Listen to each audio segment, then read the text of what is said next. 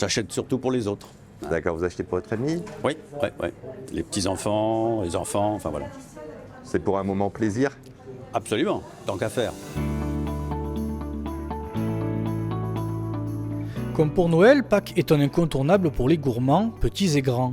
Nous sommes allés à la rencontre de Lucrèce Courtin dans son magasin du boulevard Gambetta à Nîmes, ouvert depuis maintenant 5 ans. J'étais mariée avec le pâtissier de Sommières et avec ma fille, on a eu l'idée et l'envie d'ouvrir une chocolaterie et travailler le chocolat en bio. Tels des amoureux du chocolat, nous nous sommes faufilés à l'arrière du magasin où se trouve l'atelier pour suivre plusieurs étapes de leur préparation. Alors qu'est-ce que vous faites là exactement?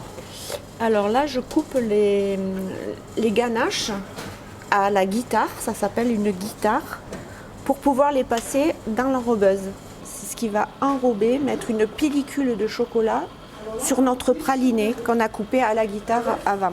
Après, c'est le décor, c'est le final. Avant que ça timbre, je mets ma petite amande dessus. Pour les chocolatiers, Pâques se résume en un mot. C'est magique.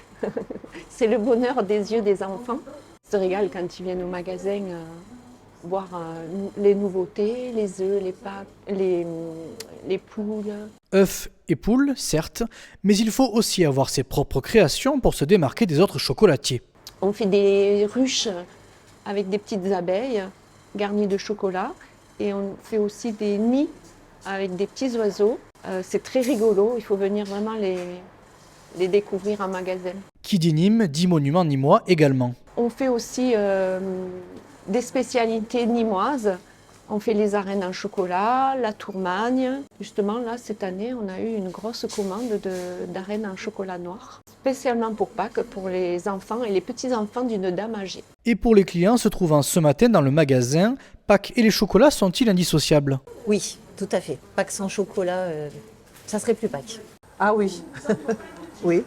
Et la recherche des œufs aussi dans le jardin. Reste que ces dernières années, comme pour de nombreux commerces de bouche, la hausse des coûts de l'énergie risque d'avoir des répercussions sur les prix, mais pas que. Avec la hausse des prix du cacao, j'ai pas encore augmenté mes prix, je vais attendre. Le cacao a quand même augmenté à peu près de 15%. Je veux pas priver mes clients du chocolat.